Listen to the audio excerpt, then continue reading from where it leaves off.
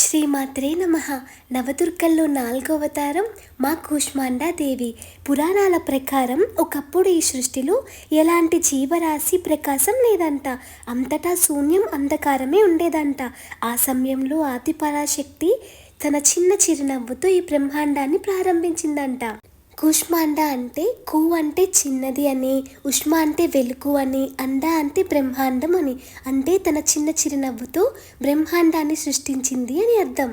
ఈ తల్లి ధ్యాన శ్లోకం సురా సంపూర్ణ కలశం రుధిరాప్లుతమేవచ దదానాం హస్త పద్మాభ్యాం కూష్మాండ సుపదాస్తుమే. అంటే దేవతల ఆశీర్వాదంతో నిండి ఎరుపు వర్ణపు ద్రవ్యంతో తడిపిన అమృత కలశాన్ని తన కమలాలు వంటి 2 చేతులతో ధరించున్న శ్రీ కూష్మాండాదేవి నన్ను అనుగ్రహించమ్మా అని అర్థం.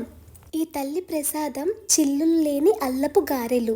ఈ తల్లిని పూజించడం వల్ల ఆరోగ్యం, ఆయుష్, ఆనందం వస్తాయంట. శ్రీమాత్రే నమః.